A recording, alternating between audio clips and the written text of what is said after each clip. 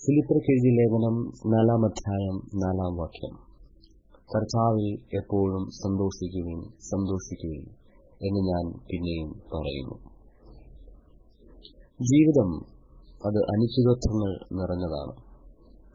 സങ്കടങ്ങൾ, ആരോഗ്യ പ്രശ്നങ്ങൾ, സാമ്പത്തിക ബുദ്ധിമുട്ടുകൾ, ബന്ധങ്ങളിലെ അകൽച്ച, അപ്രതീക്ഷിത നഷ്ടങ്ങൾ.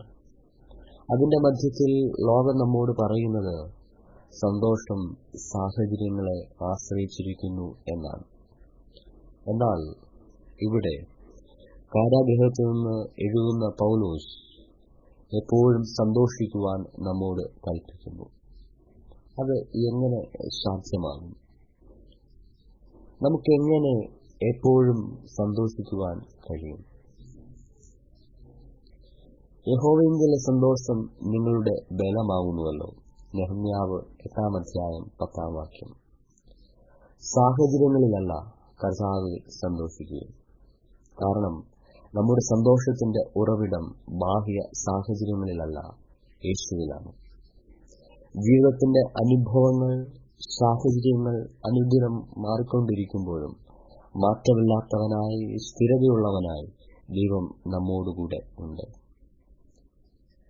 എന്നാൽ ദൈവത്തെ സ്നേഹിക്കുന്നവർക്ക് നിർണയപ്രകാരം വിളിക്കപ്പെട്ടവർക്ക് തന്നെ സകലവും നന്മയ്ക്കായി കൂടി വ്യാപരിക്കുന്നു എന്ന് നാം അറിയുന്നു. റോമർ 8-ാം അധ്യായം 28-ാം വാക്യം.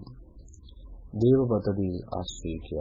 നമ്മുടെ ജീവിതത്തിൽ സംഭവിക്കുന്നത് എല്ലാം മനസ്സിലാകണമെന്നില്ല, പക്ഷേ ദൈവം നമ്മുടെ ജീവിതത്തെ നിയന്ത്രിക്കുന്നു എന്ന് നാം മനസ്സിലാക്കണം.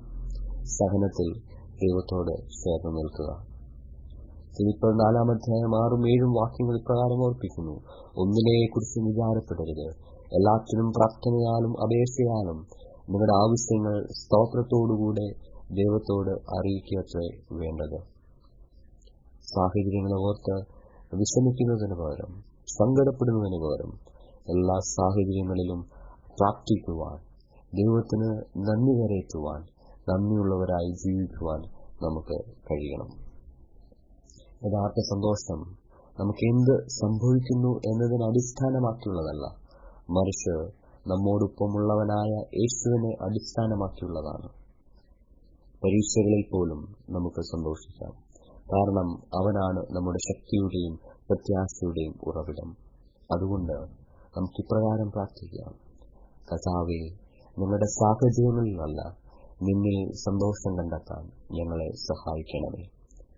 ജീവിതത്തിന്റെ അനിശ്ചിതത്വത്തിൽ പോലും അങ്ങേ വിശ്വസിക്കുവാനും ആശ്രയിക്കുവാനും ഞങ്ങളെ ശക്തിപ്പെടുത്തണമേ. ആമേൻ. ഞങ്ങളെ വിളിക്കുവാൻ ആഗ്രഹിക്കുന്നുവെങ്കിൽ 0988-22-1957 എന്ന നമ്പർ ഉപയോഗിക്കുക. എല്ലാ ബുധനാഴ്ചകളിലും വെള്ളിയാഴ്ചയും രാവിലെ 11 മുതൽ 12 മണി വരെയുള്ള സമയം ഞങ്ങൾ നിങ്ങൾക്കായി പ്രാർത്ഥിക്കുന്നു. പ്രാർത്ഥനയ്ക്കായി വിളിക്കേണ്ട ഫോൺ നമ്പർ 07-901-0203.